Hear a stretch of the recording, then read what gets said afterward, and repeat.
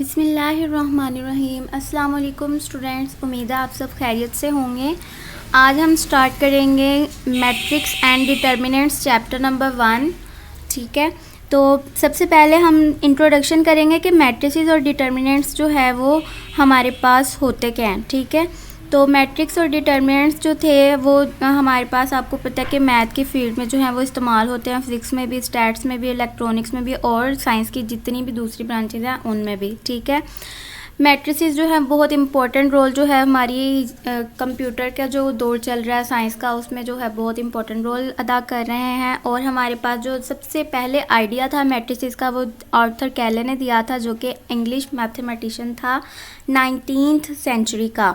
ठीक है, और इसने जो है सबसे पहले जो थ्योरी दी थी वो थ्योरी ऑफ मैट्रिसेस थी और वो इसने 1858 में दी थी। ठीक है, तो स्टार्ट करते हैं कि हमारे पास जो है मैट्रिसेस होते क्या हैं। ठीक है, मैट्रिसेस जो हैं वो आपके पास एक, आप कह लें कि आपके पास जो है नंबर की कलेक्शन है। ठीक है, उनको आप जो है क्लोज कर देते हैं स्क्वायर ब्रैकेट्स में, तो वो आपके पास जो है वो मैट्रिक्स बन जाता है। ठीक है, उर्दू में मैट्रिक्स को हम कालिब बोलते हैं।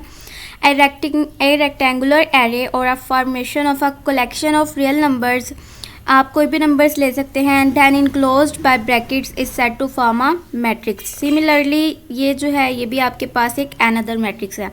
ये नहीं आपने करना कि 2 3 1 4 5, 2 के नीचे कोई भी नंबर नहीं है और इनको आप कह दो कि ये कॉलम है। नहीं, it is not a matrix. ठीक है, ये मैट्रिक्स आपके पास नहीं हो सकता क्योंकि आपके पास नंबर्स की जो है वो फॉर्मेशन ही नहीं बन रही, कलेक्शन ही नहीं ठीक है आपकी।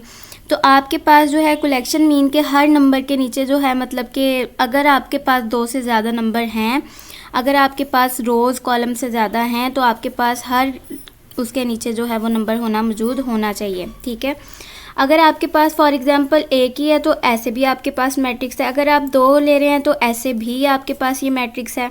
ठीक है, और अगर आपके पास जो है आप कुछ इस तरीके से ले रहे हैं तो ये भी आपके पास मैट्रिक्स है। अगर आप इनको वर्टिकल लिख दें तो ये भी आपके पास जो होगा ये मैट्रिक्स होगा। ठीक है, ये सारे जो हैं ये आपके पास क्या हैं, मैट्रिक्स है। ठीक है, तो आपके पास अब जब हमारे पास मैट्रिक्स का हमें पता चल गया कि हमारे पास जो है नंबर जितने भी हैं हमारे पास, उनको हम अगर इनक्लोज्ड कर देंगे, ठीक है, ब्रैकेट्स के अंदर, स्क्वायर ब्रैकेट्स ही लेनी है कि कभी भी स्क्वायर ब्रैकेट्स के अलावा आपने कोई और ब्रैकेट जो है वो इस्तेमाल नहीं करनी, तो वो आपके पास क्या बन जाएगा, मैट्रिक्स बन जाएगा। अब हम डिस्कस करते हैं कि इनको हम जो है नाम किस टाइप का देते हैं। मैट्रिक्स को आपने जब भी नाम देना है आपकी मर्ज़ी, जो मर्ज़ी नाम दें, लेकिन कैपिटल होना चाहिए। ठीक है, कैपिटल अल्फ़ाबेट्स हमने यूज़ करने हैं, A B C जो मर्ज़ी दे लें, A to Z। ठीक है, लेकिन हो कैपिटल। ठीक है, क्योंकि आपके पास जो स्मॉल लेटर्स हैं ना वो आपके पास इन द मैट्रिक्स यूज़ होते हैं। ठीक है, उसके नाम के लिए यूज़ नहीं होते।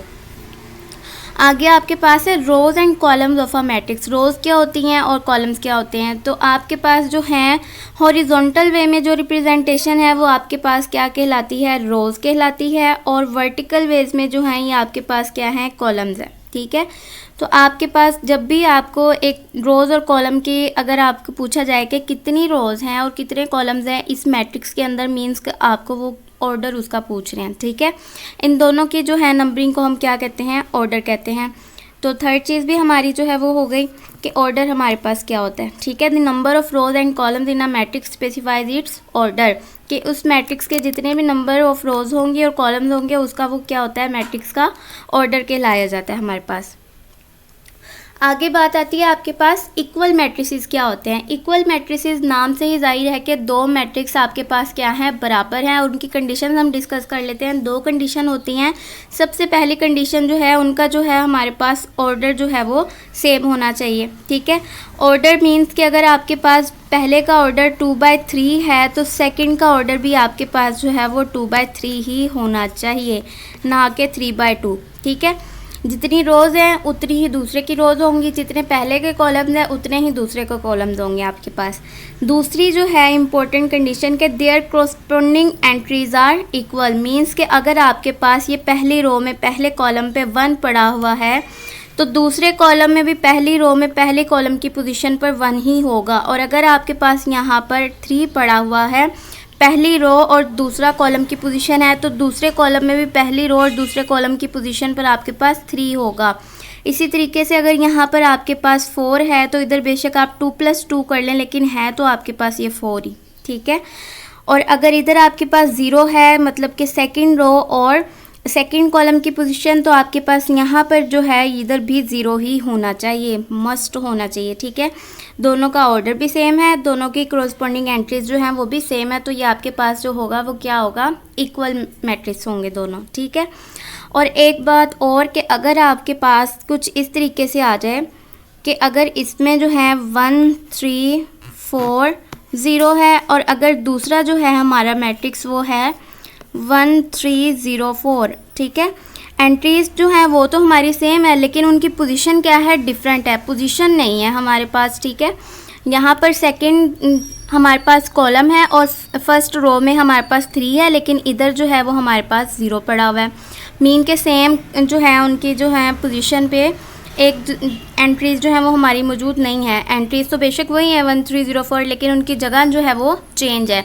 तो ये कभी भी आपके पास इक्वल मैट्रिसेस नहीं होंगे, क्योंकि ये पहली कंडीशन तो सेटिस्फाई कर रहे हैं ऑर्डर वाली, लेकिन सेकंड कंडीशन जो है वो सेटिस्फाई नहीं कर रहे, ठीक है। तो ये आपके पास जो थे ये आपके पास इक्वल मैट्रिसेस की एग्जांपल्स थी, ठीक है। तो अब आपके पास इक्वल मैट्रिसेस आ गए हैं। अब हमारे पास है कुछ एग्जाम्पल के हमने इनको देखना है कि हमारे पास इक्वल मैट्रिसेस हैं कि नहीं हैं, ठीक है। तो अगर हम देखें तो यहाँ पर हमारे पास है A इक्वल है 1 3 -4 2, और B इक्वल है हमारे पास 1 2 + 4 -4 4 -2।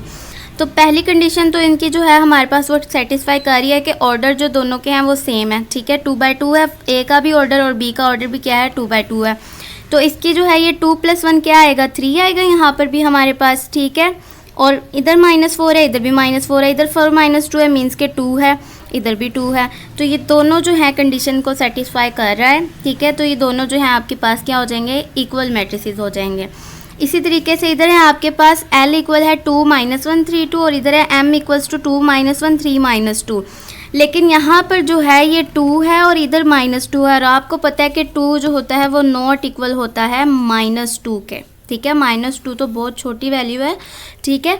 तो आपके पास ये कभी भी दोनों वैल्यू सेम नहीं है, तो ये दोनों मैट्रिक्स जो है सिर्फ इस एक वैल्यू की वजह से जो है वो नॉट इक्वल हो जाएंगे, ठीक है। अगर अब हम थर्ड एग्जाम्पल पे नोट करें तो यहाँ पर P का ऑर्डर जो है वो 2/2 है, लेकिन Q का ऑर्डर जो है वो आपके पास 2/3 है, ठीक है। 2 रोज़ हैं लेकिन कॉलम्स आपके पास इसके 3 हैं। तो पहली कंडीशन ही हमारी इसमें सेटिस्फाई नहीं कर रही, तो ये हमारे पास जो होंगे नॉट इक्वल मैट्रिसेस होंगे। P and Q are not equal matrices, हम इस चीज़ को डिफ़ाइन कर देंगे। अब हमारे पास एक्सरसाइज है। एक्सरसाइज में क्वेश्चन नंबर 1 में हमें उन्होंने कहा है find the order of the following matrices. पहले आप क्वेश्चन को अच्छे से रीड किया करें, उसको समझा करें कि आपको क्वेश्चन में कहा क्या गया है, ठीक है। ऑर्डर का कहा गया है कि फाइंड करें, मींस कि हमने जो है सिर्फ इनके ऑर्डर्स फाइंड आउट करने हैं। और ऑर्डर आपको पता है कि क्या होते हैं, number of rows and columns. आपने सिर्फ इतना बताना है कि रोज़ कितनी हैं और कॉलम्स कितने हैं। और आपको ये पता होना चाहिए कि ऑर्डर में सबसे पहले जो हम चीज़ सेटिस्फाई करते हैं वो हमारे पास क्या होती है, नंबर ऑफ़ रोज़ को हम नोट डाउन करते हैं और फिर नंबर ऑफ़ कॉलम्स को, ठीक है। ये नहीं आपने करना कि पहले नंबर ऑफ़ कॉलम्स लिख दिया और बाद में आपने नंबर ऑफ़ रोज़ लिख दी, नहीं, सबसे पहले नंबर ऑफ़ रोज़ और फिर बाद में कॉलम। तो ए का देखें तो ए का आपके पास जो है, ए आपके पास 1 and 2 रोज़ हैं, 1 and 2 कॉलम्स हैं। तो मीन्स कि हमारे पास इसका ऑर्डर जो है वो कुछ हम इस तरीके से लिखेंगे, ऑर्डर ऑफ़ ए, हम इसको लिख देंगे order of A equals to 2/2, ठीक है। 2 × 2 भी लिख सकते हैं या फिर हम लिख सकते हैं 2/2, ठीक है। इन दो तरीक़ों में आप कोई भी एक तरीका जो है वो चूज़ कर सकते हैं, ठीक है। तो अब आपके पास है बी का भी आप देखें 2 ही रोज़ हैं और 2 ही कॉलम्स हैं आपके पास। सी में देखेंगे तो सिर्फ आपके पास एक ही रो है और 2 कॉलम्स हैं, ठीक है। और डी में देखें तो आपके पास क्या है, 1 2 3 रोज़ हैं और 1 कॉलम है। मीन्स कि आपके पास डी का कैसे होगा, 3/1, ठीक है। Order of D is 3/1। मैं आपके साथ जो है इसका सॉल्यूशन का PDF भी शेयर कर दूंगी, उसका लिंक डिस्क्रिप्शन में दे दूंगी और इसी वीडियो के अंदर जो है उस PDF को भी शेयर कर दूंगी ताकि आपको सारे सॉल्यूशन देख लें। आपके उस सॉल्यूशन को हमने लिखना कैसे है, क्वेश्चन के आंसर को नोट डाउन कैसे करना है, पेपर में हमने उसको कैसे लिखना है, ठीक है। तो ई है, ई आपके पास देखिए तो 1 2 एंड 3 आपके पास रोज़ हैं, 1 एंड 2 कॉलम्स हैं। मींस कि आपके पास 3/2 जो है वो ई का ऑर्डर है। एफ़ का देखें एक ही रो है, एक ही कॉलम है, तो 1/1, ठीक है, 1 क्रॉस 1 लिख देंगे। जी का देखिए 3 रोज़ हैं और 3 कॉलम्स हैं, तो जी का आ जाएगा हमारे पास 3 क्रॉस 3। एच का देखिए तो 1 एंड 2 रोज़ हैं, 1 2 और 3 आपके पास कॉलम्स हैं, तो आपके पास आ जाएगा 2 क्रॉस 3, ठीक है। नेक्स्ट है आपके पास क्वेश्चन नंबर 2। क्वेश्चन नंबर 2 में उन्होंने कहा है कि आपके पास कौन सा मैट्रिक्स जो हैं वो इक्वल हैं, ठीक है। इक्वल की कंडीशन आपको पता है कि कॉरस्पॉन्डिंग एंट्रीज भी इक्वल होनी चाहिए और उनका ऑर्डर भी सेम होना चाहिए। तो सबसे पहले हम देख लेते हैं कि यहाँ पर हमारे पास जो है एक ऑर्डर जो है वो 1/1 है। तो देख लेते हैं कि किस क्वेश्चन का जो है वो हमारे पास ऑर्डर 1/1 आ रहा है क्वेश्चन नंबर 2 में। ए के अलावा हमारे पास सी का ऑर्डर जो है वो 1/1 है, बाकी किसी का भी ऑर्डर जो है वो 1/1 नहीं है। अब इनकी एंट्रीज देख लेते हैं। यहाँ 3 है तो 5 - 2 भी हमारे पास क्या आएगा, 3 आएगा। तो हम लिख देंगे कि ए इक्वल है सी के, ठीक है। इसी तरीके से बी देखते हैं। बी का ऑर्डर क्या है, 1/2, 2 कॉलम्स हैं और 1 रोज़ हैं। तो हम देखते हैं इसके ऑर्डर जैसा कोई और मैट्रिक्स इस क्वेश्चन के अंदर मौजूद है। डी जो है इसका ऑर्डर क्या है, 1/2 है। आई का ऑर्डर क्या है, 1/2 है, ठीक है। बी डी और आई इनका ऑर्डर सेम है, लेकिन अब एंट्रीज देखते हैं कि इनकी सेम है कि नहीं है। यहाँ पर पहली रो में पहली पोजीशन पे आपके पास जो है वो 3 है, यहाँ पर 5 है। मींस के B not equal to D, ठीक है। अब आई पे देखते हैं। यहाँ 3 है तो यहाँ भी 3 है, यहाँ 5 है तो यहाँ भी 5 है। मींस के बी जो है वो फिर इक्वल किसके आया, हमारे पास आई के इक्वल आया। इसी तरीके से अब हम सी का तो हमने देख लिया था, ठीक है, ए के साथ था। तो अब हम ई पे आते हैं। ई का ऑर्डर जो है वो 2/2 है, तो 2/2 वाले हम ढूंढते हैं। एच भी 2/2 का है, जे भी 2/2 का है। अब इनकी एंट्रीज देखते हैं। यहाँ 4 है, यहाँ भी 4 है, यहाँ 0 है, यहाँ भी 0 है, यहाँ 6, यहाँ 6, यहाँ 2, यहाँ 2। ई इक्वल है एच के, ठीक है। ई इक्वल आ गया एच के। अब हम जे देखते हैं। यहाँ पर 4 है, यहाँ 0 बन जाएगा, ये 6 बन जाएगा, ये 2 बन जाएगा। मीन्स के ये तीनों एक दूसरे के इक्वल है। ई इक्वल है एच के, एच इक्वल है जे के, ये तीनों क्या है, सेम है, ठीक है। अब हमारे पास बारी आती है एफ़ की। एफ़ है हमारे पास 2/1 का ऑर्डर। अब जी का ऑर्डर क्या है हमारे पास, जी का ऑर्डर भी 2/1 का है, ठीक है। तो अब देखें तो इनकी एंट्रीज यहाँ 3 - 1 2 आएगा, यहाँ 3 + 3 6 आएगा, यहाँ भी 2 6 है, यहाँ भी 2 6 है। मीन्स के एफ़ इक्वल आ जाएगा हमारे पास जी के, ठीक है। सब कुछ मैट्रिसेस हमने सॉल्व कर लिए, ठीक है। तो इस तरीके से हमने इनको नोट डाउन कर देना है। अब नेक्स्ट है हमारे पास क्वेश्चन नंबर 3, जो कि बहुत ज़्यादा इम्पोर्टेंट है हमारे पास, ठीक है। क्वेश्चन नंबर 3 में हमारे पास है कि हमने वैल्यूज़ फाइंड आउट करनी है ए की और A B C and D की, जो कि सेटिस्फाई करवाएं मैट्रिक्स की इक्वेशन को, ठीक है। हमारे पास आपको पता है कि 2 मैट्रिक्स कब इक्वल होते हैं। एक तो उनका जो है ऑर्डर सेम होता है और दूसरी बात उनका जो है हमारे पास कॉरस्पॉन्डिंग एंट्रीज जो हैं वो इक्वल होती हैं। कॉरस्पॉन्डिंग एंट्रीज मतलब कि जो जिस पोजीशन पे पड़ा है दूसरी पोजीशन पे भी दूसरे मैट्रिक्स की उसी पोजीशन पर वही सेम टू सेम एंट्री पड़ी होनी चाहिए, ठीक है। तो अब हमारे पास जो है आप यहाँ पर देखें तो यहाँ पर है हमारे पास a + c। इसको हम यहाँ पर कंपैरिजन करवाएं तो यहाँ पर 0 के इक्वल आ जाएगी, ठीक है। इन सब को हम कंपेयर करवा के हमारे पास जो है 4th इक्वेशन बन जाएंगे, ठीक है। इस क्वेश्चन को जो है ये हमारे पास क्वेश्चन नंबर 3 है। अब हम इसको जो है हम यहाँ पर नोट डाउन करेंगे बाय कंपैरिजन।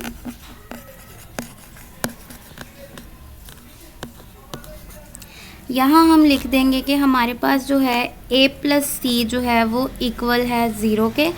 इस पोजीशन पर इधर आपके पास 0 पड़ा है, इसके इक्वल करवा दिया और इसको हमने नाम दे दिया इक्वेशन नंबर 1 का, ठीक है। और इसका कलर हम चेंज कर लेते हैं।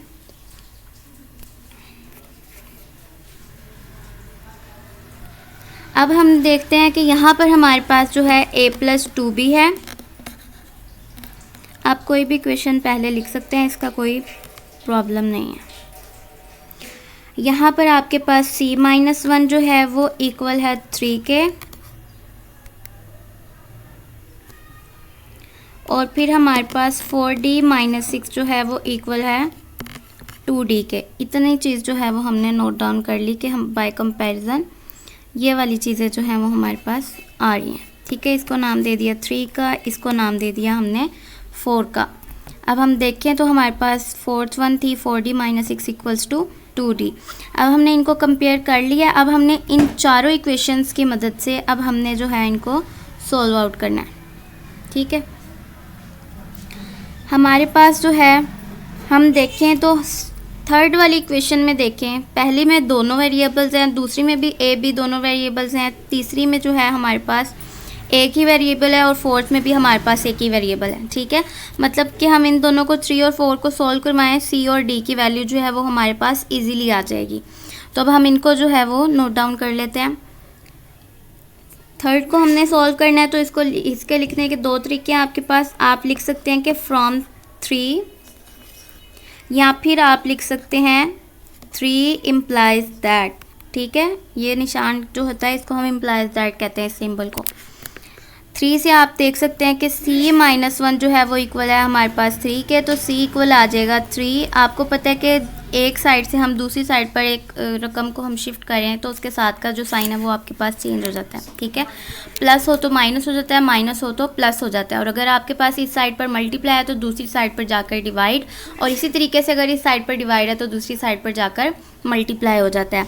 तो इधर -1 है तो इधर इस वाली साइड पर आकर आपके पास ये +1 हो जाएगा। तो ये आपके पास 3 + 1 क्या आ जाएगा, 4 आ जाएगा। तो मीन्स के c की वैल्यू जो है वो आपके पास क्या आ गई, 4 आ गई। ठीक है, इसको आपने जो है वो नोट डाउन कर लेना है। अब आप देखें कि आप c की वैल्यू को अगर आप 1 में पुट करें तो आपके पास a की वैल्यू आ सकती है। ठीक है, तो अब हम साथ साथ जो है इनके स्टेप्स करते जाते हैं ताकि आपके पास सब की जो है वैल्यूज़ आती जाएं। ठीक है, तो अब हम पुट करेंगे, put c equals to 4 in equation number 1। ठीक है, इक्वेशन नंबर 1 थी हमारे पास a + c इक्वल्स टू 0, तो c की वैल्यू हमने क्या पुट करनी है, 4 पुट करनी है इक्वल्स टू 0।